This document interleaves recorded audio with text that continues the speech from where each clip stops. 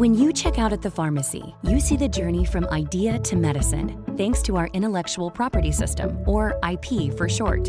IP safeguards inventions, like a new way to prevent seizures or lower cholesterol. And IP supports competition from other brands, then lower cost generics, which are 90% of prescriptions filled in the US. Innovation, competition, lower costs, thanks to IP. Learn more at phrma.org/IP-workswonders. Hi, I'm Chris. And I'm Jeremy. And I'm Fergal. And we're from Movie Smash. Comic book movies are having a golden age right now with the MCU. Movies based on comics aren't necessarily a new thing, but they're a big thing. Join us every other Tuesday on Movie Smash. We explore these movies and find some hidden gems. Every other week, we revisit some of the best. And some of the worst movies based on comics or graphic novels. Was Green Lantern as bad as you remember? Heck no! Is Time Cop the most accurate time travel movie ever created? Absolutely. Was Mystery Men way ahead of its time? Should they be revisited? Should they be forgotten? Join us on Movie Smash and find out. Listen wherever you find your fine podcasts.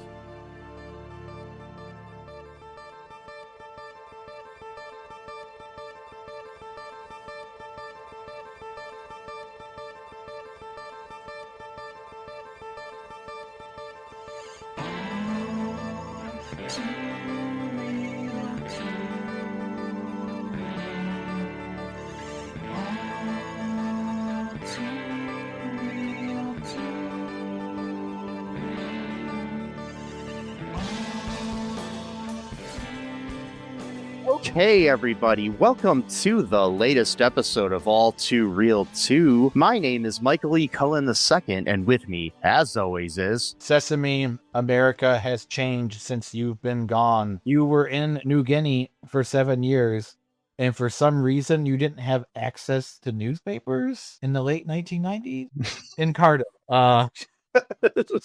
Since you've been gone, I can be for the first. Okay. Anyway, so we don't get sued, I'm not going to sing anymore. And Oh right, yeah. Sorry.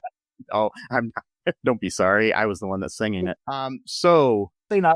Go ahead, sorry. Today on the show, we're covering a interesting little special. So, how you feeling there, Sesame? Pretty depressed. This movie was, I think it was the music made it super dark. Like weird keyboard shit from the 90s, like the Korg keyboard always made those ominous tones. Like ominous tones, like in the Forgetting Sarah Marshall, the guy who had just made the weird tones for all the TV shows that his girlfriend was in. And yeah, good movie by the way. But it just was, I don't know, man. It was depressing. It was only like 20 minutes long for the actual movie itself. And then the other half was talking about real life stories that happened in America. So yeah, the little special that we're covering today was called "What's Right with America?" Something that I think has a double entendre in a way. Yep. Because the word "right" can mean correct, or it also can mean right wing. So yes, yeah. So yeah, there's a lot of things right with America. Taking away rights as well. This is here's the little this was directed by this guy named Mark Cole, who has worked on the TV series The Smiley Face Killers, The Hunt for Justice, it looks like a bunch of reality based things and a few like movies here and there, but like producer of a bunch of documentary type shows. Nothing to really sing home about. Sing up. It was written by Daniel Freudenberger, who has written for the TV series Blue Thunder and something called Hard Time on Planet Earth. Yeah, that sounds about right now. So yeah, there's that. And the special part of it stars Jeannie Jackson as Betsy Gordon, Dwayne Barnes as a prisoner, Daryl Britt as a SWAT team member, Timothy Busfield, who I used to be friends with on Facebook when Facebook allowed me to have a Facebook. But under the fascist states of America, I'm not allowed to have my Facebook for some reason. Yep. Yeah, Sure. great actor, great director. Ryan Merriman as Todd Gordon. Pamela Gein doesn't say what she played. Amy Daniels as Margie Gordon. Aaron Lustig as somebody, and Patrick Duffy as himself hosting the thing. I mean, Patrick Duffy from Dallas and Step by Step and other things of that nature. By step, day by day. Sorry. Yeah. Oh, good days. Yep, better. But oh, did you mention too? I don't know if you already mentioned him. The dude that we watched, he was in the Skateboard Kid. He's in this movie. Is that him or not? I don't think so. Oh, Maybe. okay. Okay, No. yeah, it's Are fine. you talking about the son? No, the dad. Oh yeah, he was in it. Yeah, so I was saying Timothy. That was Buck. Yeah, that was the dad. okay, yeah. Yeah. When you said guy, I was thinking of the kid. When you said skateboard. Oh no, that's all right. No. Yeah, the dad from that. I totally forgot that Timothy Busfield was the dad in that. Yeah, Skateboard Kid, great movie. Not as good as Skateboard Kid 2, but no, way better. No, way better. Skateboard. Don't say such blasphemies. not as good as Munchie either. Oh god, a movie that has some people involved that are similar. Anyways, so the synopsis for this special, or this for the dramatic part of it, I guess you'd say, is a look at an alternate America if it were turned into a fascist or authoritarian country. Yeah, that'll never happen. Nope. Yeah. What year did this come out? This what came year? out 1997. So 28 years ago. Okay. Yeah. During the I believe Bill Clinton was in office at the time. Yep. Yeah. Yep. This is Yep. before the rigged 2000 election and other things. Yeah. So that was one of the beginnings of the downfall of this country. But anyways, so the one actual rigged election that they didn't contest. Yes. Yep. Because Democrats don't have to fight anything. They're like, oh, we actually really did win the election. We'll just let the other guy take it. We don't want disunity. We want to lower the political temperature. Yeah, okay, they cheated, and we'll just let them go. We'll just let them go. Trump actually loses the re-election. No, we're gonna go commit violence. But anyway, that's two different between the parties. Okay, go ahead. And recently, somebody was saying that supposedly, like, a bunch of votes for Harris were missing or something was wrong on this past election, but supposedly she didn't care. They don't give a shit. Anyway, sorry, I don't want to get into it too much. Sorry. Anyways, initial thoughts about this here, Sesame. Like I said before, it's depressing. It was I didn't like it because it was the ominous tone of it. So it was surreal. That's what really kind of put me on. It was very surreal. It's like a dream, almost like a really bad dream. It's you know, at the time it was probably viewed as kind of like a like a Twilight Zone episode or something, you know. But the fact that a lot of this stuff is coming true in certain ways, maybe not as extreme as this movie, but who knows, you know? Yeah. And it has come true in other countries, and it had before this in other countries such as Germany and stuff. It's just like, it's kind of creepy. And the weird thing about it is you have this like dark drama followed up by these uplifting stories about people that did good things in the United States. And it gives, like, watching those made me depressed too, because it's like, oh, look at all the good things people could do in the United States before. Right. Nowadays, it just does kill you for it, basically, or smear completely destroy your reputation or whatever. Yep. Or kick you off of Facebook. Anyway, so yes, that with too. no explanation. Nope. You're correct. And you lose 15 years of your friendships. Yep, I know. It's hey, we're gonna get it back, buddy. If we're gonna have to like march towards California, with signs and picket signs, and then they'll probably shoot rubber bullets at us. But we're gonna get that. We're gonna get those accounts back. I'm seriously thinking of hiring a lawyer, but Maybe. I mean, who knows? By the time this airs, I might have it restored. Who knows? Knock on wood. I hope I do. But so. Me too. I really do hope so. You can still visit. Speaking of social media, you can still visit our Facebook fan page if you want to. It's still up for now.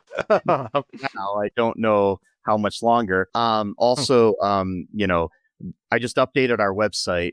Check out all the links on there. There's links to our Blue Sky, which I highly recommend. That is like completely independently owned, and it's not like, broligarchly, so it's Bro, Gargi, I love that phrase. yeah. I love And that phrase. So yeah, we also have, other things like TikTok and Instagram, which is owned by the Zuck. And yeah, but we do not have anything owned by the fuck. I mean, Elon Musk. I'm sorry, I said his name wrong. yeah, we don't have any X, Twitter stuff anymore. It's, not anymore. Yeah, it's like a big website, but it's just so it's not worth nasty. it, in my opinion.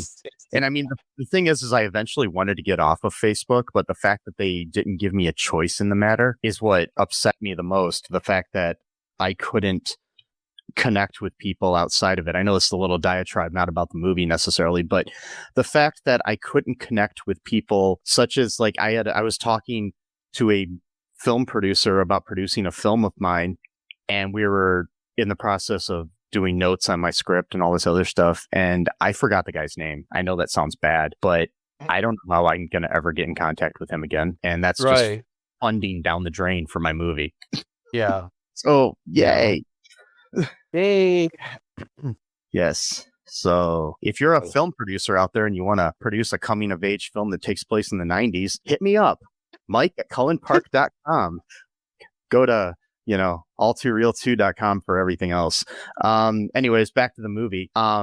Yeah. So what happens in this? So after Patrick Duffy, aka Aquaman, tells us about what's going to happen, we actually get into the drama. So it's family of four. They just came back to America from New Guinea for 7 years, and apparently they didn't have newspapers because, quote, they were in the jungle for 7 years, and no one. Okay, whatever, fine. We'll just suspend reality for that for a moment. 1997. Right. Okay? Wait, he wasn't Aquaman. He was Man from Atlantis. Sorry, Man from Atlantis.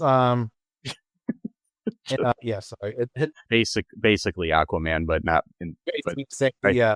For legal reasons, he couldn't be. So. Right. And so apparently somehow they didn't have any means of. I just don't understand. It's 1997. Well, like what? Like you're in the jungle. What, you just stayed living like in the actual jungle for 7 straight years? Like, but they don't act like it. They don't act like they've acclimated to like the lifestyle of the jungle. You think that like they'd be like a little bit more like up to speed and like how to defend themselves. They needed to, whatever. So I don't know, whatever. Yeah, it's hard to say. I mean, maybe they were living in some remote village where there's no newspapers or anything, and they were just because I mean they were doctors and they were helping people out. So, but my thing is, if you're there for 7 years, aren't you going to need more medical supplies? And wouldn't you have to contact somebody in some country to get the medical supplies, unless there was like this whole operation and they were just volunteers there who weren't in charge of the logistics of things? And but you think somebody there would be like, but there is a point in the short thing though where they say that they did see a newspaper and it was talking about how great America is. Right, yeah. This be that the propaganda machine, the American Hasbara, was going out and it was just basically making it sound like America was still good. Because there's an interesting thing that there's been no reporting nationally recently, but there's certain things that have gotten through on TikTok, but even TikTok is censoring a lot of this stuff. There are countries throughout Europe and other places that are holding protests against Donald Trump and America. Oh, wow. Because they see him as a fascist. Right. And they don't like what they're seeing. And so, right. But you're not going to see that on the NBC Nightly News or something. So it's like reminds me of like literally like, these authoritarian states where they just didn't know that people in the outside world were talking about them or doing anything because they just thought like, oh, I guess nobody really thinks about us or nobody, or whatever. Look at like North Korea right now. I mean, a lot of the media that they have is basically just media that praises, Kim Jong-un, and it doesn't really have much else, So there's this guy on YouTube. You're not watching reruns of The Office or anything even. So it's like, so. No, there's this guy who accidentally hacked into a satellite that was showing North Korean television when he was trying to get somewhere else. And then like ever since then, he's just been recording whatever is on North Korean television, and it is exactly like it's always like, today's a great day, the leader's awesome, like, you know, stuff like that. Like yeah, like weird commercials, like sometimes there's like weird beer commercials, like I don't know, it's just bizarre. And we're not too far off from that. I mean, I know that this is a lot of topical stuff too we're talking about, but the fact is we're not too far off from that and from what happens in this movie, because right now people are being sued, like news organizations are being sued for saying mean things about the president or Elon Musk. So right. Like you don't have freedom of speech anymore because it's quote unquote defamation. I'm like, defamation is only when it's not true. Yeah. Slander is only when it's not true. Like it's an opinion isn't defamation either, because like if you say I think somebody's a fascist or I think somebody's a Nazi, or even say they're a Nazi, that's your right from freedom of speech, and that may be why I was taken off of Facebook. Anyways, so yeah.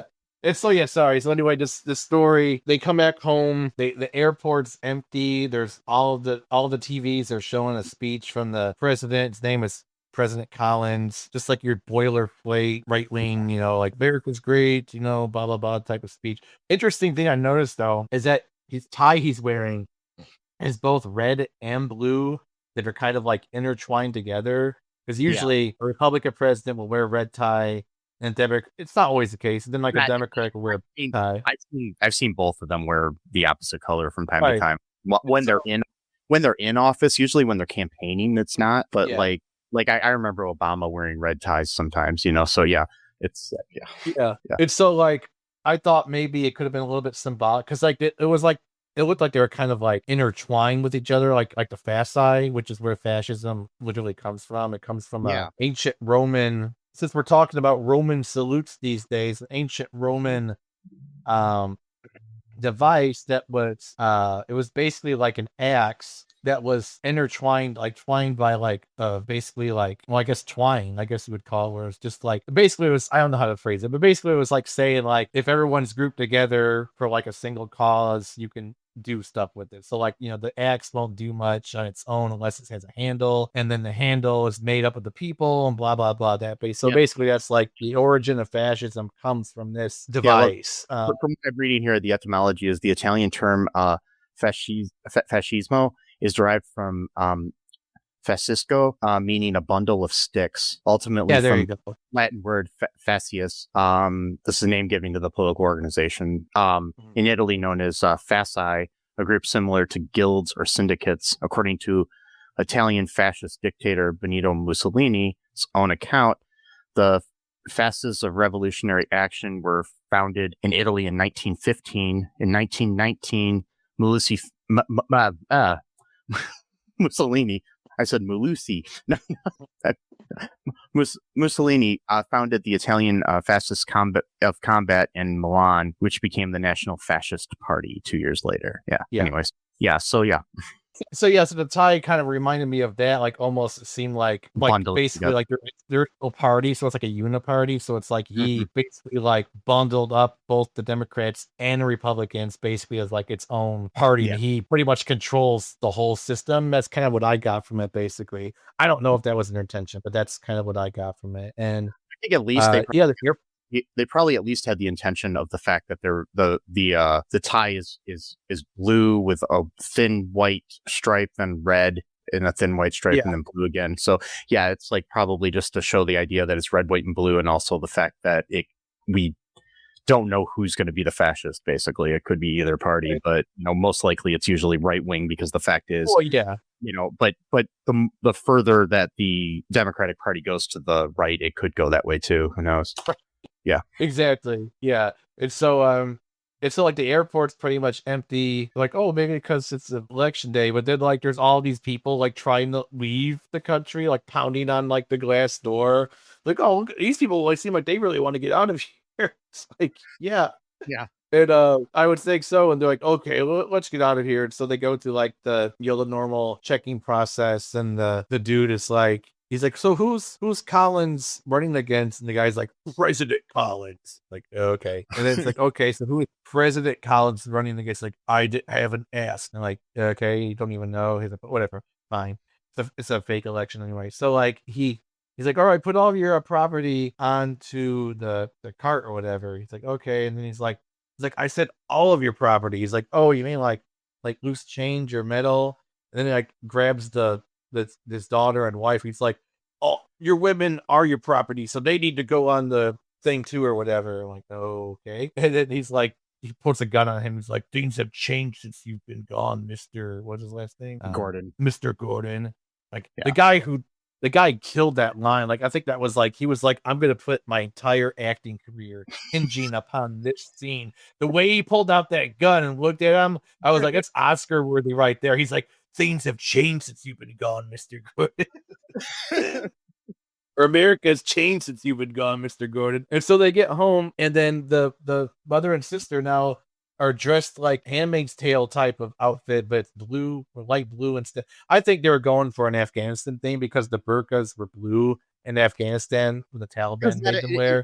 It was that, or it kind of looked like Amish or Mennonite too, a little bit.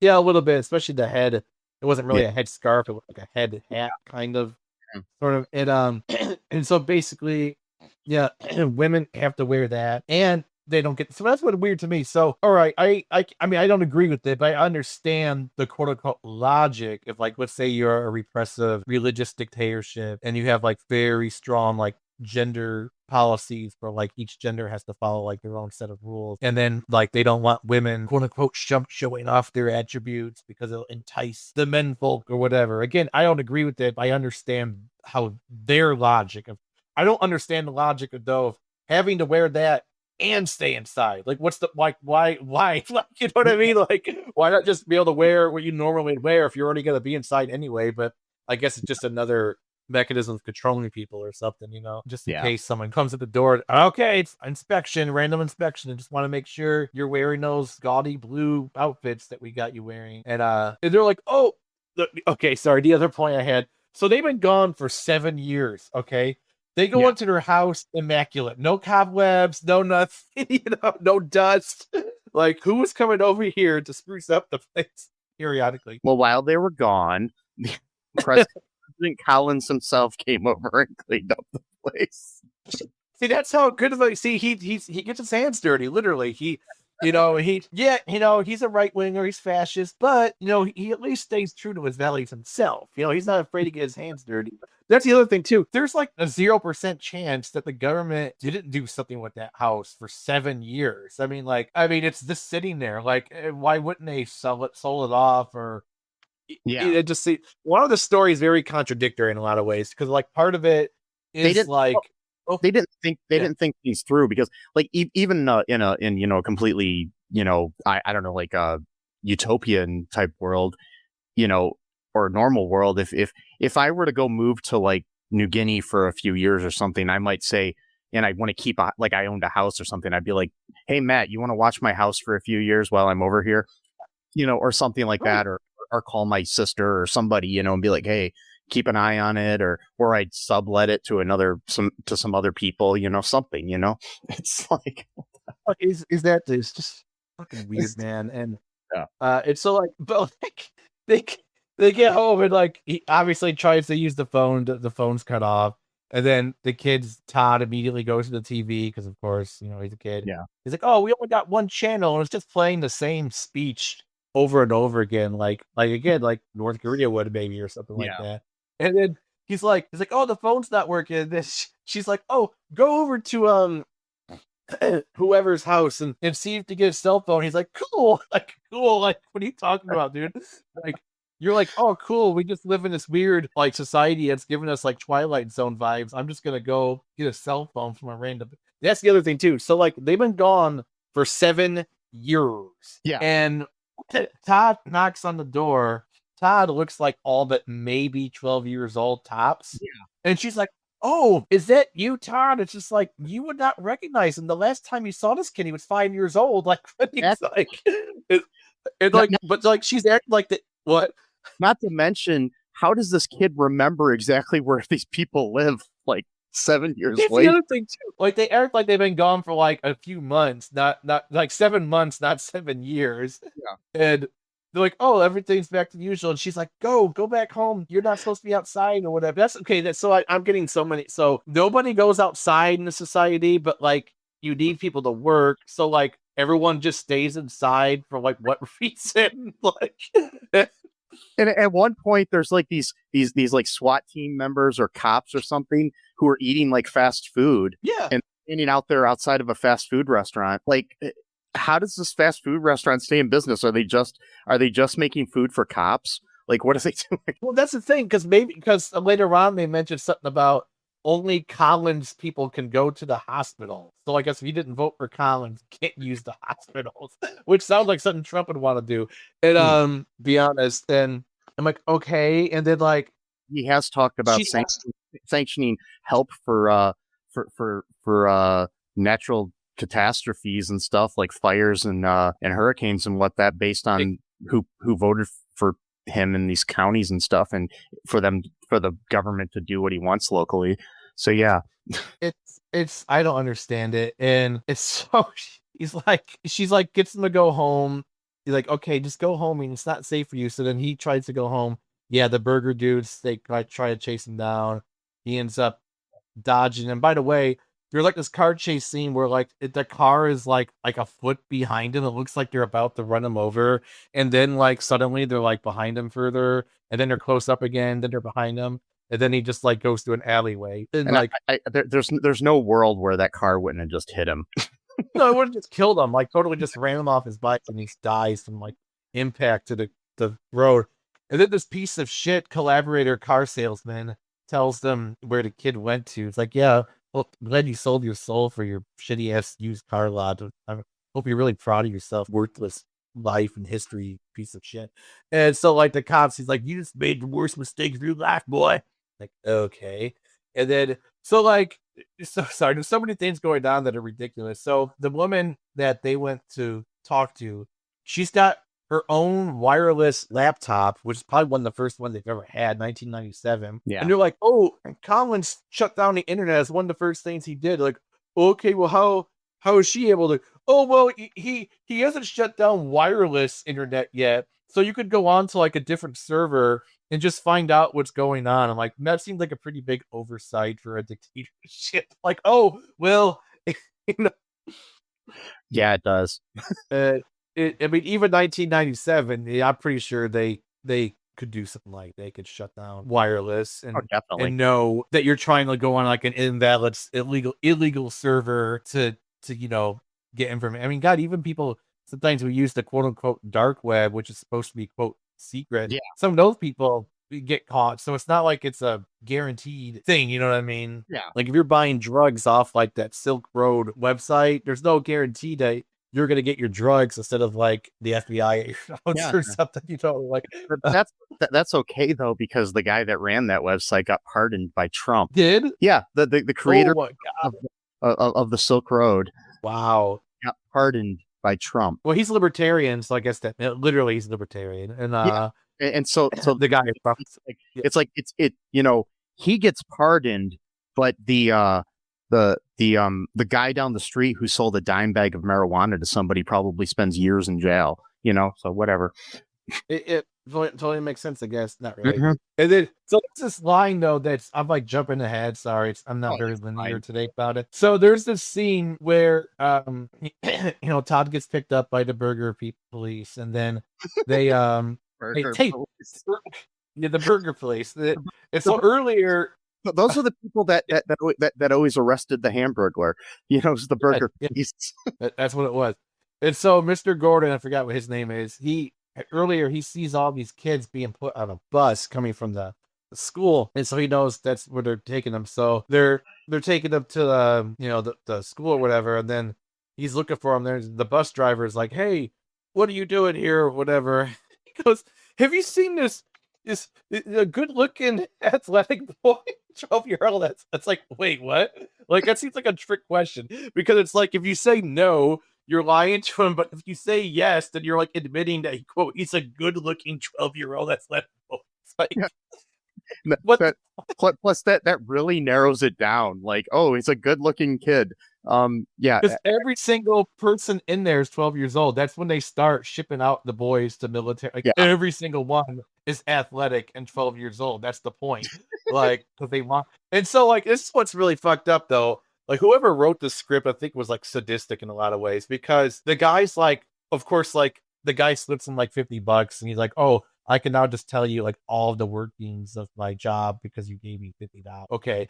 And then he's like, oh, well, we take him. I mean, seriously, like, what? And like, he's like, oh, okay, well, now that you gave me like $50 whole dollars, which is like not even like a minimum wage day's wages, even in 1997. Yeah, I'll just go tell you exactly where we're gonna take all these kids. He's like, well, somebody's gotta go fight those broads. He's like, broads. He's like, don't you know about half the rebels are women?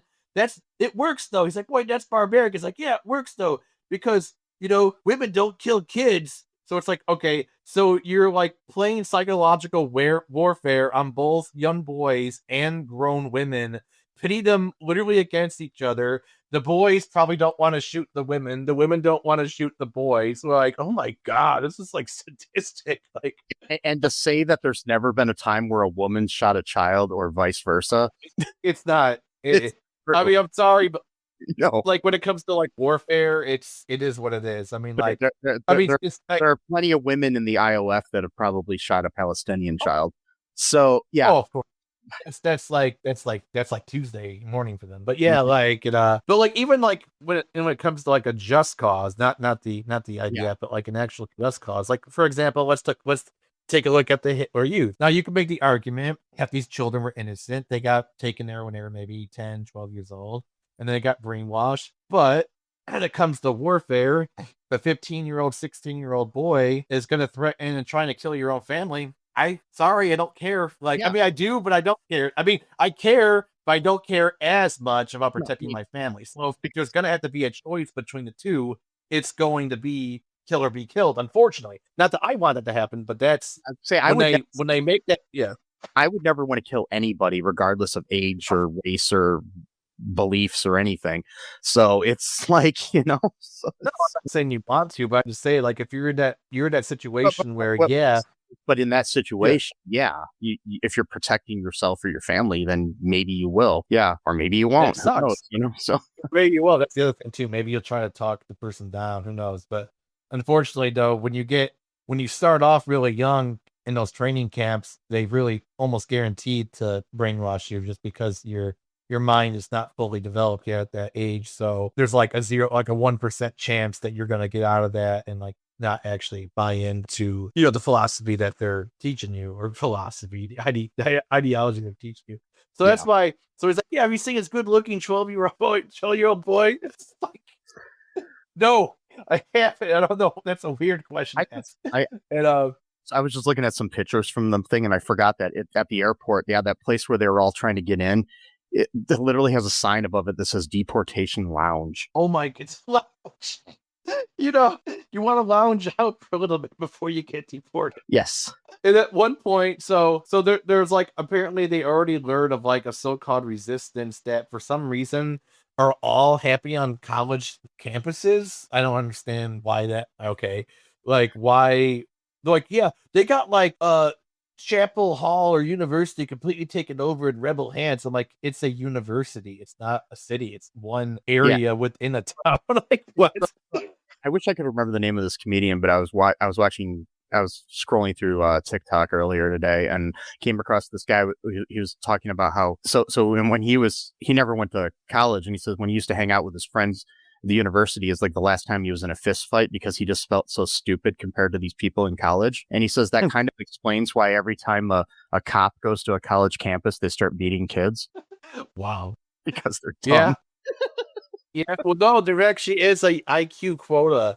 Yeah. In both police departments where I'm not even like making this up. Like it's a real thing where like if your IQ goes above a certain percent, like the less likely they actually want you to join the force because they're worried that you'll start questioning orders too much. So like they don't want you super low IQ. They don't want you to the point where like you're going to accidentally shoot your foot off or whatever. Like, but they want you like in that like sweet zone where you're competent enough to do it, but you're not really going to question orders too much. So they don't actually want you. Yeah. It kind of reminds me of when I so when I was in film school, and I applied to work at a movie theater. They told me I was overqualified and that I couldn't work there because I know too much about movies. Right. Well, because they don't want you like, what do you say? That movie sucks, actually. You go see this one instead, Either that like, or the fact that one of the benefits was being able to see as many movies as you wanted, and they probably were afraid I was just going to watch movies all day or something. Yeah, so like, what the hell? well, yeah, on your time off, sure, but like, It's still your days off, why not? Who gives a shit? I mean, Yeah. if that's one of the perks of having a job, then why not use it? Why then? Right after that, I ended up working at Blockbuster Video, and one of the benefits I had there was free rentals, and that's just as good. Right. No, exactly. I'm still pissed off at that Blockbuster though that sold me an empty case of Gandhi DVD. I never got my money back from it. They literally sent a Gandhi, and I went and opened it. The thing, it was sealed too. That's the thing, it was sealed. Yeah. Then I opened it, and there was no disc in it. So it's like, Sometimes, like, God damn it.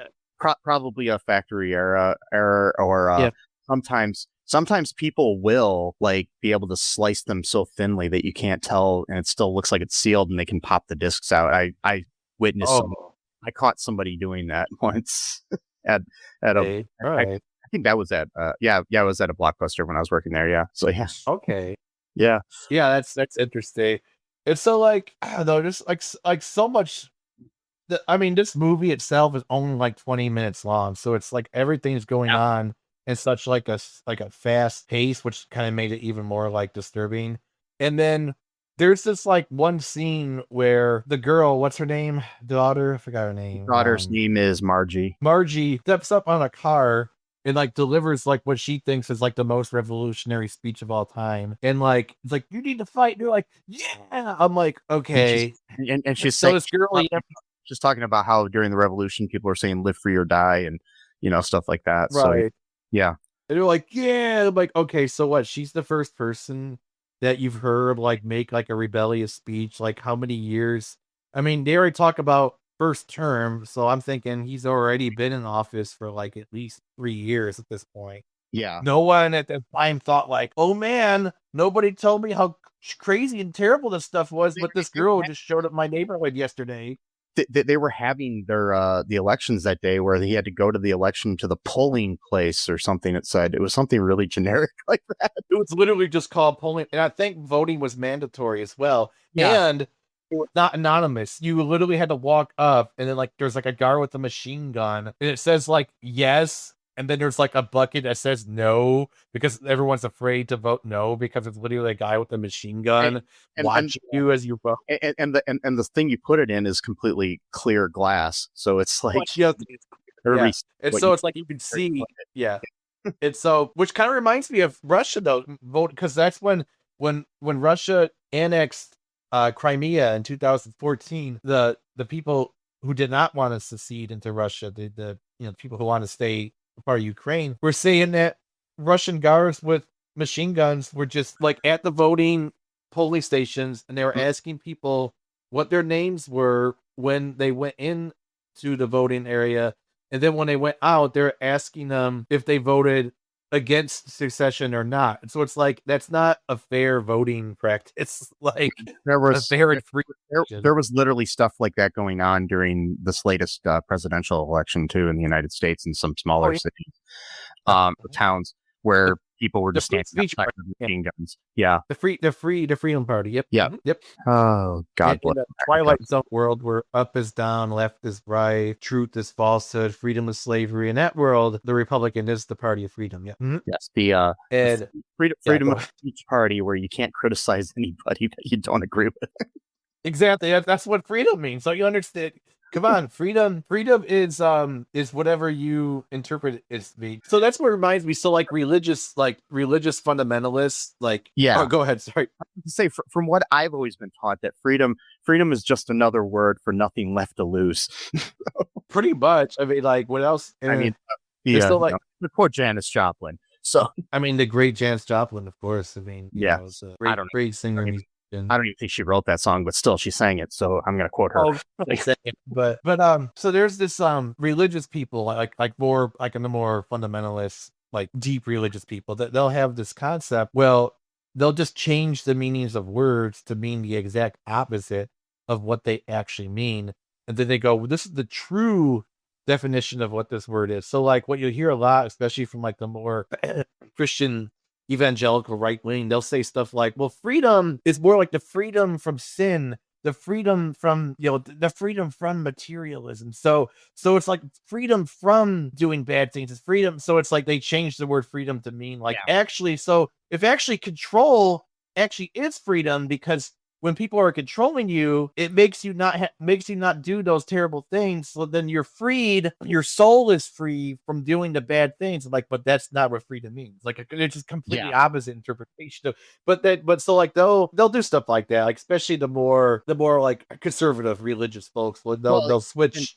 Even like conservative media does that, where they co-opt words like woke or DEI to mean things that they don't really mean. So yeah, to make a word like woke, which just meant being awake to the injustices in the world, especially the injustices towards Black people. And all of a sudden now it's just become a catch-all to be like, oh, that's just woke. That's like something that, it's like, oh, it's all gay people and trans people and African Americans all over the place and stuff. Yeah, that's not what it means. Like back in the day, like when YouTube just pretty much like let any and everything on its platform, especially like conspiracy theories. Like there was a time like from like 2009 to like 2015 where it's like, if you're like, oh, I want to watch a Holocaust denial documentary, you just load it up and just find like a conspiracy theory channel.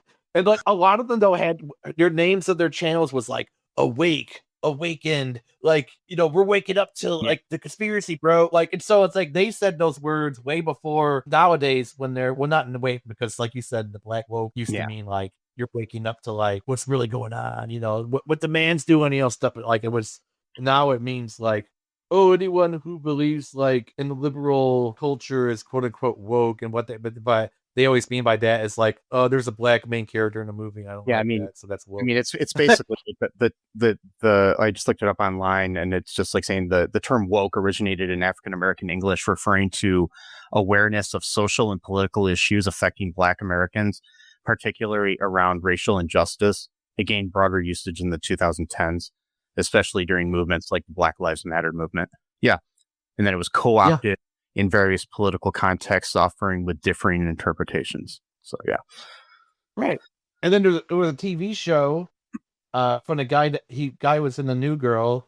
It was called Woke, and it was about that too, racial issues. Like, and so even back then, what's that? Yeah. Lamorne Morris, it's the actor. Yeah. And so even back then, that wasn't that long ago. It was like 2019 or something when that show came out. It was a pretty good show. Even then, it is a good show, but even then, woke wasn't then repurposed to mean like anything that's liberal or what I think is progressive is woke and therefore bad. So like we've only been hearing woke for like, I don't know, maybe 3-4 years at this point. Woke is the new woke, and DEI are the new politically correct. Like people, that's politically correct is like was the boogie word back in the 90s and stuff, like where it was like, oh, this is also politically correct. And, there's words like that before that even too, it's just, I don't know them off the top of my head, but I remember when everything was like, oh, and then, you even had Bill Maher with his politically incorrect TV show, stuff like that, where it was like a spin on it. So, yeah. Oh, yeah. I hate that guy, Bill Maher. I mean, I used to like him back when I was young and didn't know any better. Which, should show you, like, when you're 15 or 16 years old, you're like, oh, I love this guy. Exactly, because you're 15 years old. Anyway, but, like, it's interesting, because even, like, you brought up the politically correct thing. So that phrase also has this origin in, like, right-wing politics. I think from, like, Nazi Germany or fascist Italy, where politically correct meant, like, your views are, like, you have to, like, basically, like, to be politically correct, you have to, like, switch over some views that the government thinks is incorrect, and then you have to basically convert over and be, quote, politically correct. And nothing to do with like, if anything, it was the opposite of tolerance, because they're saying, no, like you have some views here that we've reviewed and we don't like it. You need to like catch up to speed, and then quote, you'll be politically correct. But of course, just like with the right wing, they always reverse meanings. But in this case, they reversed their own word meaning to be the opposite of what it.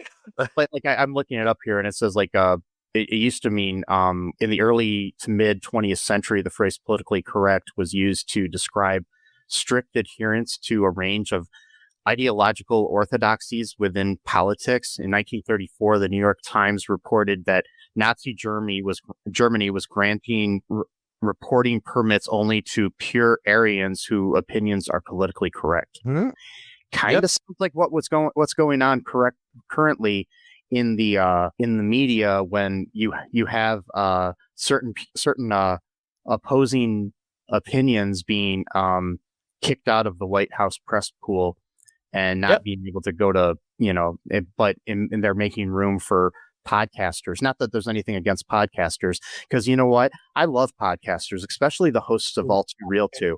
But we're podcasters technically. I mean, I never really identified as a podcaster, but technically speaking, we've been doing this for 7 years. So it's like, or longer. So yeah. Close to 7. Yeah. Well, close to, yeah. So the no, I think we started in 2018. So well, yeah, that'd be 7 years ago. Yeah, it would be. Yeah, so we did. Yeah, it has been that long. Wow.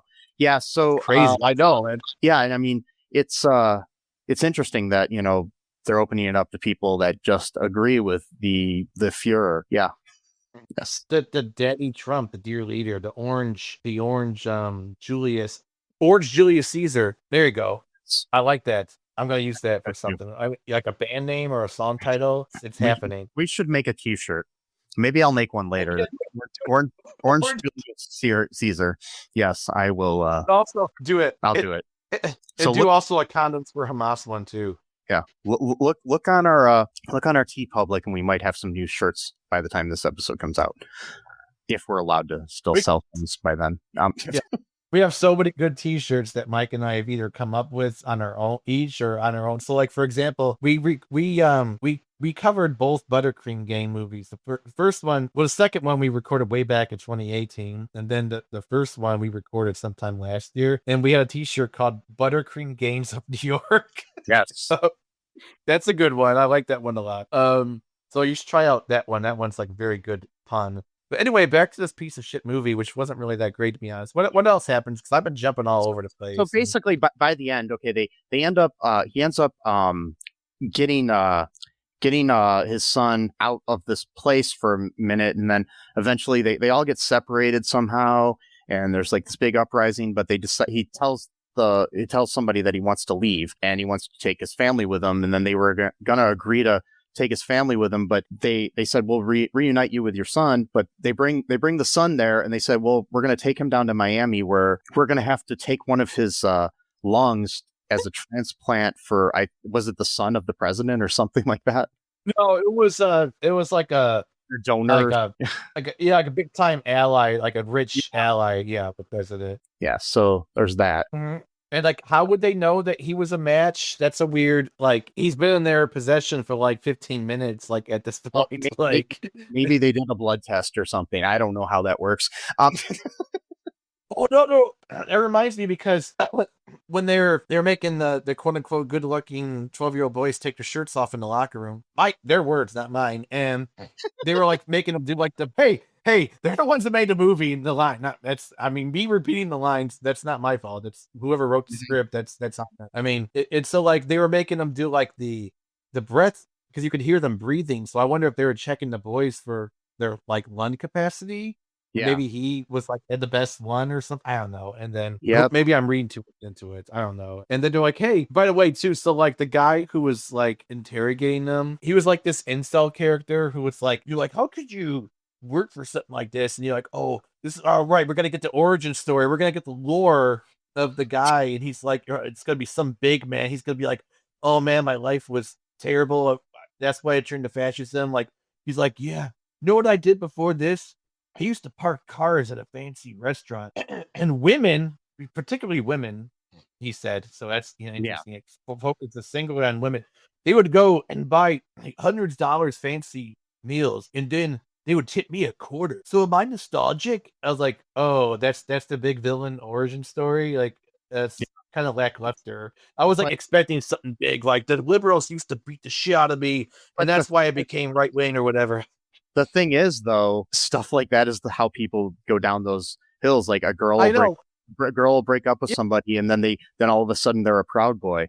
It's like it is. But this guy was a grown ass man already by that point, so it's even more pathetic. The guy was like probably like 40, and he's like, "Oh, these women only tip me a quarter." That probably happens. I mean, you just look at the world where people that have never met a trans person blame trans people for all their issues, or have never met an immigrant and they blame immigrants for all their issues that we currently live in. So it's, and they're so strong in their beliefs. It happens. So yeah. No, you're correct. Speaking of which, but Cenk Uygur and Anna Kasparian, they got our backs, man. They're like, don't worry, it's not going to be that bad. You're an alarmist if you say Trump's going to do all these horrible things, and then Francesca Fiorentini, you're a bad person for scaring people. Yeah. Sorry, Fiorentini. I can never pronounce the name right. Fiorentini. There you go. You're Francesca Fiorentini. You're a terrible person for like alarming people. Your rhetoric is scaring them. You're making them too afraid of what Trump's going to do. He's not going to do much bad stuff or is as bad. You need to shut up because you're scaring the people. Not Trump and Elon, the right-wing politicians who actually are doing the things. They're not scaring people. It's you talking about them. That's what's scaring the people. So what I'm actually saying is don't talk about that. Let the people live in ignorance and then they won't be scared. What? And then like recently, a trans woman was denied travel because they wouldn't give her a passport. And they're like, oh, well, just let them use their male name. And like, she's like, I did. It's like, I stopped fighting them. It's like, well, technically I am legally transitioned, like legally into female. Like, I'm not just saying I'm a woman and therefore you have to like put that on my passport. Like legally speaking, that is allowed to be on my passport, or not allowed, should be, because then it will screw anything up. And like, well, no, just use the male name. It's like, fine, whatever. And then they wouldn't even let her do that. And so it's like, but no, we're alarmist, Mike. We're not allowed. We're being too, Trump's not going to be that bad. We're the bad guys for talking about it.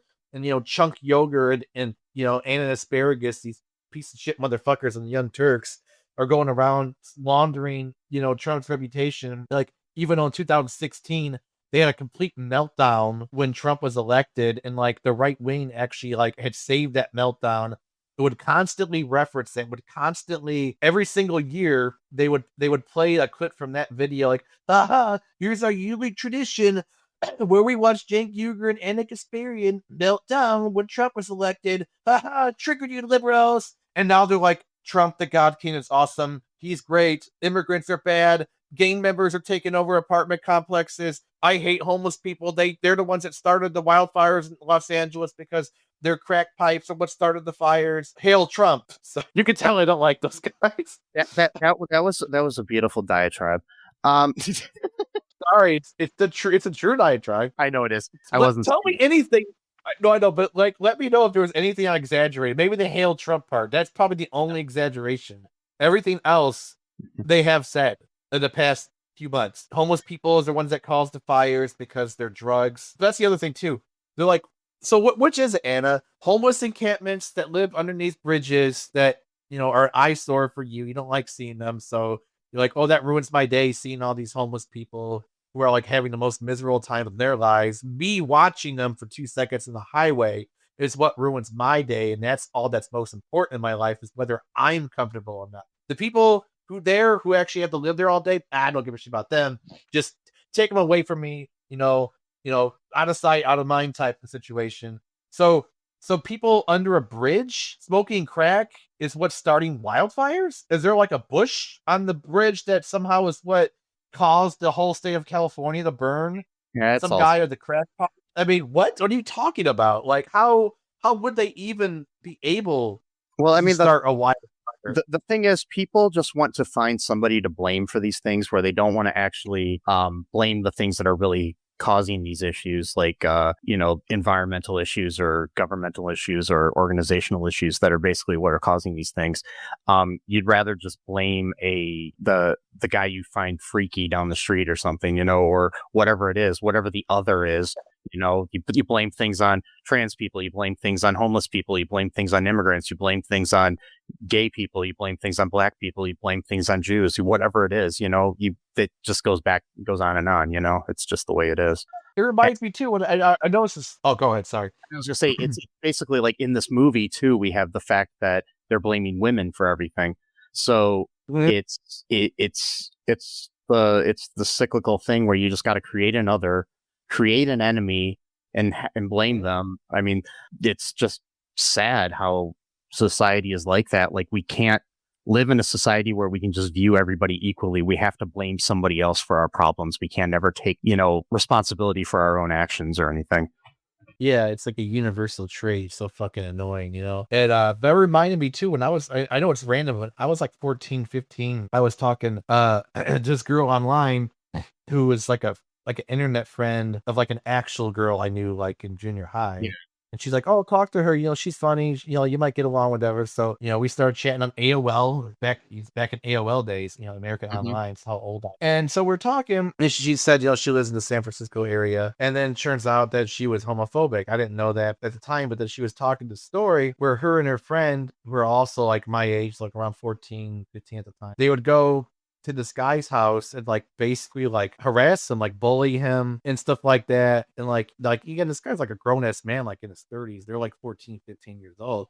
And so one day they went pounding on his door real hard, like make him think like, something was, bad or whatever. And then so he was like in his towel because he was just out of the shower. And then like once he noticed it was like, two teenage girls watching him, he went and hid, like by the door. And they were like peeking through the window and like laughing at him. And I'm like, why? He's like, "Oh, because he's such a pervert. He was naked." I'm like, you just literally said in your own account, not my account, you're telling of the story, which means you undercut your own argument from your own telling of said story, that he was in the towel because he got out of the shower. He heard a loud pounding, so he went to answer the door. And then when he noticed you two girls as minors, he hid so you wouldn't see him. How is he the pervert?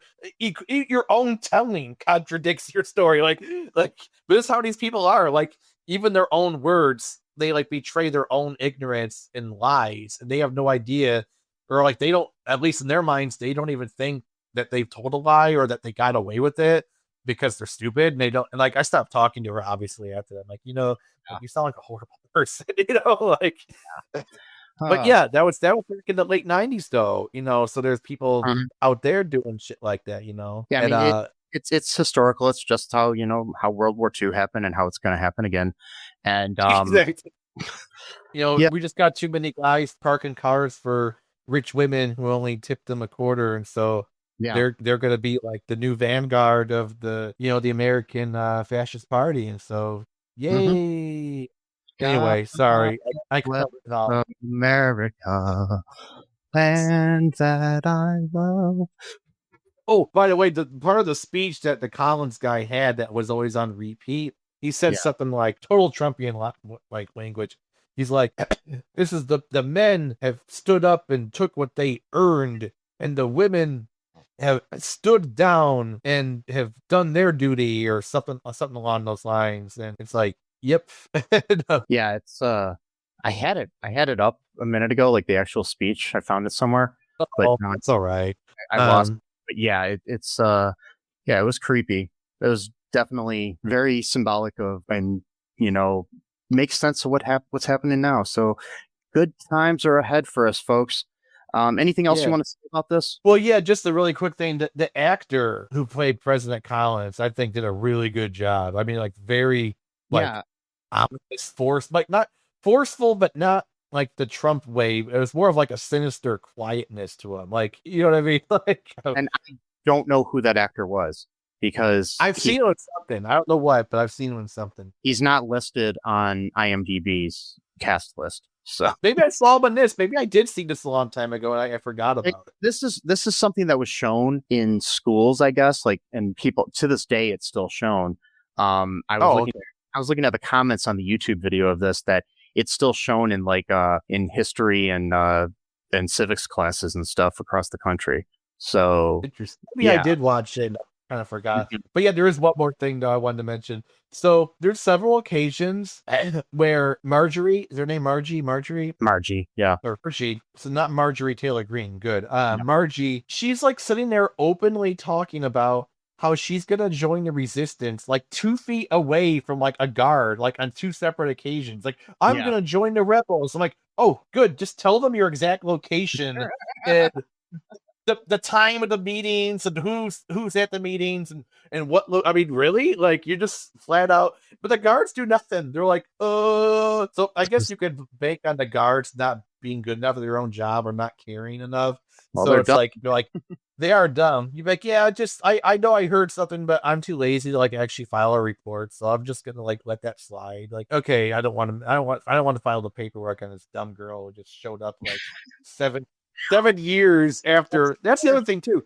She's all but 14, 13, which means she was about 5 or 6 years old when Yeah. they first left. Todd was about 5 years old, and she's like, I was born in this country. I love what it means to be America. It's like, dude, you've been American for like first 5 years of your life. You don't even start retaining memory until you're like 3 years old. Like, what are you talking about? Like, It's like, yeah, I mean, and plus, I think it could be that they didn't really care because she's a woman, so they didn't think she, oh, that's true. Yeah. would be powerful enough to do anything. So, who knows? Weird Yeah. movie. Or it's in this very or strange. it's just lazy writing or direction. So, Or they can only do so much for 20 minutes. I mean, that's the thing. yeah, You know, that's it's insane. Yeah. it's a TV show episode, but they're Yeah. trying to make a whole movie fit into that. It's hard, you know. Yeah. Ugh. And the thing is, so the thing is you don't know what happened either at the end. There's like, it's an ambiguous ending. So, you know, they say that they can take the kid to they can like let them all, you know, be deported if they go to Miami and give the kid's lung to this other kid. So, This asshole kid who got in a car accident probably doing something stupid. but you don't know, Yeah. you don't know what their choice ended up being, which was kind of interesting. I kind of like it when people don't give you the answer, but still. Right. It's so like, I guess I did have one more point a little bit. So like the second half of the movie, it's them like telling like real life stories of people who like Yeah. were persecuted and were able to, that there's a few stories. One that stood out to me the most because it related the most to this particular movie. It was this woman that was from Bulgaria in the 1940s and 50s. You know, Bulgaria at that time was a quote unquote communist dictatorship. I put communist in quotation because realistically it was Soviet Union satellite state that nominally had its own governance, but in reality was pretty much just did whatever the Soviet Union told it to do. So, and they were, you know, like she was like, you know, she thought like the rest of the world was just like her country. Again, you weren't we're not allowed to leave. A lot of, again, Soviet Union, Bulgaria, Romania at that time, North Korea, all of these countries, Nazi Germany, fascist Italy, all of these. That's the scary part. So like when a country starts making it so you can't leave, that's the time you really want to leave because it's then you're gonna be stuck there. I'm probably gonna be stuck here, and I don't have no choice. But like, it's so, you know, she grew up with that, and then one day she had a substitute teacher who had just come back from America, which I'm not even sure why they sent him to America in the first place. I don't know if the government was having the guy do propaganda for Bulgaria, but then instead he got converted to American propaganda, then came back, and then so he had this postcard that he gave to all the students about Abraham Lincoln's memorial. And he was saying that, you know, Abraham Lincoln's like, you know, a really important figure in American, maybe not anymore, because now a lot of people don't like him because anyway, well, I mean, that was always the case. There was a lot of people who hated them because he ended slavery. That's just always been the contingency of our countrymen, so to speak. And he's like, yeah, you know, he ended slavery. And then she was like, well, wait a minute. Like our last teacher said that like America still has slavery. I mean, I guess technically we do when it comes to prisons, but that's not what he meant. But yeah, he probably meant like actual slavery. Like, so she's like, well, that's interesting. You know, the new teacher says that he ended slavery. And then the very next day they're like, we arrested and probably killed your substitute teacher. So we want those postcards back, by the way, but she like hid hers, you know. So like, nice. And then so finally, you know, her and her parents were able to escape to France using forged documents. And then when she was 19, she got to come to America and study at the Brigham Young University, which is Mormon, fine, whatever. At least it's in America, you know. And so like the only reason the other stories are good too, but this one seemed to relate more particularly to this story about like a severely autocratic society, you know, led by like one guy, one party, where information is pretty much just decided upon the powers that be of what they're going to reveal and not reveal. And so just like in Bulgaria, Romania, all those countries too, it's very closed societies. You pretty much could not learn what was going on in the outside world at all, let alone what's going on inside your own country as well. And so, yeah, interesting. You know, they actually showed a real story of a real person. There's thousands of people like this. She's not the only one. There's millions of people who came from these countries, and they might some of them might be exaggerating here and there because they want to like get funding from like right-wing people to be like, oh, here's the Muslim to say how bad Muslims are. Here's a Jew to say how bad Jews are, whatever. But like not all of them are lying. You know what I mean? So like, when you get a million people saying the same story, I doubt they all like got their story straight. Like, okay, we're all gonna say the same thing so that the people think that we're telling the truth or whatever. Like, no, like it's because what they're saying like actually did happen, So anyway, that's all I gotta say about that. This kind of went on for a long time. This is kind of worth watching. I mean, to a point, but it's really scary and depressing. Don't watch it on a day where you're really sad and upset at Facebook. Yeah, don't do it like when you're like sad, like if you've had a few drinks, probably not the best thing you want to watch, or like or like I said, or if you're me and both your Facebook accounts were disabled by Facebook for some unknown reasons, makes everything hit a little harder. Anyways, that's all I got to say about this. So folks, as always, check out all2reeltoo.com. There's lots of links there to all of our stuff, our TeePublic and our Patreon. Good ways to support our show. Share the show wherever you can, even including Facebook. And follow us on Blue Sky. Follow me, I should say. It's only me. The account's listed as my name right now because I changed it to my name so people could find me. So, it's under Likely Cullen II. Follow me on Blue Sky. It's the best way to get in contact with me besides Mike at cullenpark.com. Also, folks, just fight fascism anywhere you can, if this movie taught us anything. So just remember that I love you. Sesame loves you. I do. Free Palestine. Trans lives are human lives.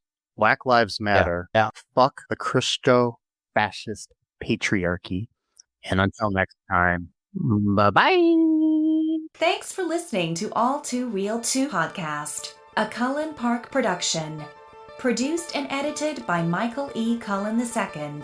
Music by Matthew Hawes. Subscribe and share the show. Visit us at cullenpark.com.